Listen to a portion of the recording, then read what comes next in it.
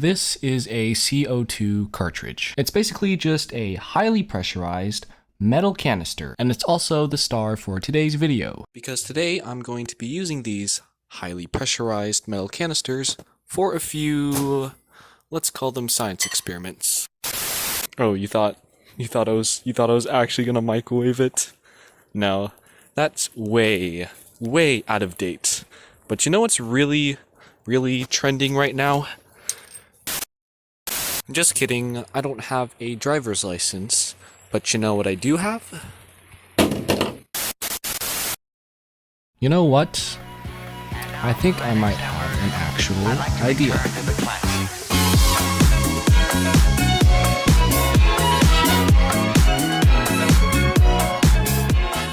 This is really uncomfortable.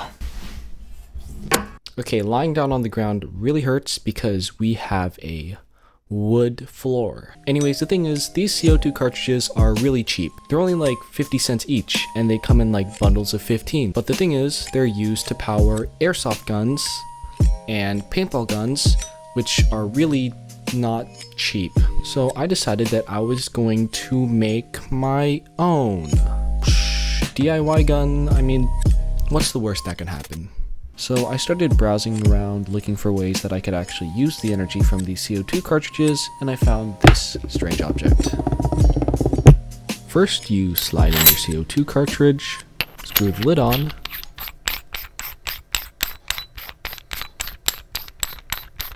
and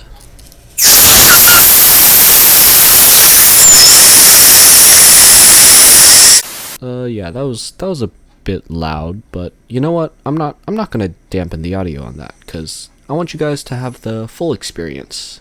So sorry if your ears are bleeding right now. Anyways, we're going to control the blast of CO2 with this valve, and we're going to connect the two with a whole bunch of pieces I found at Lowe's, and then just give it a snap, and there we go. It's not the most efficient or prettiest solution, but hey, it works. I'll take it. So here it is. I've gone ahead and I've added a few changes. First, I sealed this up. I added a new barrel. I got a new haircut. I got a new girlfriend. I got a wife. I got 3 kids. So let's see if it works. So we'll know if it's working if A, it doesn't explode, and B, I don't hear any air leaks when I poke the cartridge. Okay, it's making a slight hissing noise. Well, let's see if it works.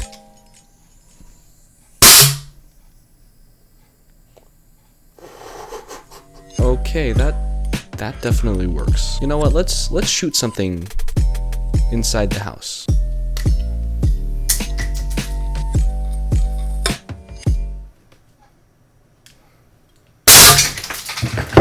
Now that's a lot of damage!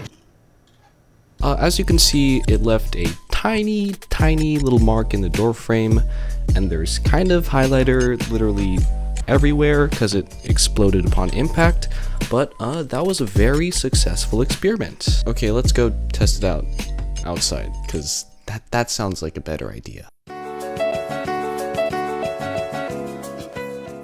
So we're outside now, and I found a few projectiles that I want to shoot with this launcher. First of all, I have these multivitamin gummies. I don't really have anything else to do with them because they're like expired, and like I'm scared I'm gonna grow a 3rd arm if I eat them. Next we have a highlighter because well, that seemed to work really well.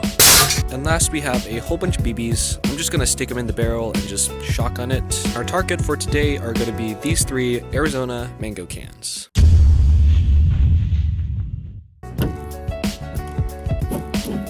So this is what the people in the Civil War had to deal with.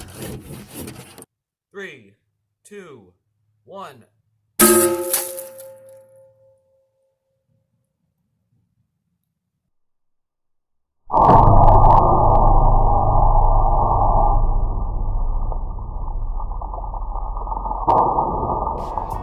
Okay, so that was just a bit stronger than I thought it would be, but I mean, at least it proves that it works. I'm just covered in this juice.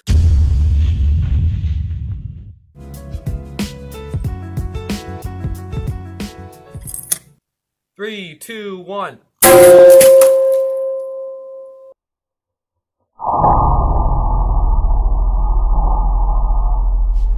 didn't get as drenched this time, but that's crazy.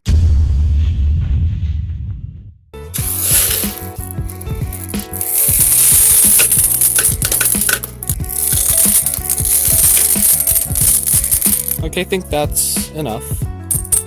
Finally, the BBs. 3, 2, 1.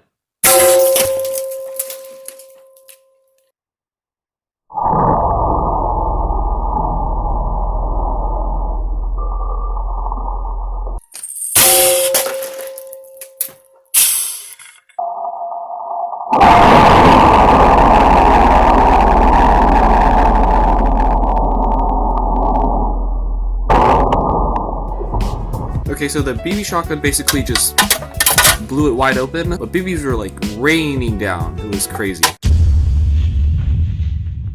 I'm really surprised the Gummy just went straight through. It just obliterated the can. The highlighter just flew straight past, just cut a clean hole, as you can see, and the BBs just freaking cut the thing in half.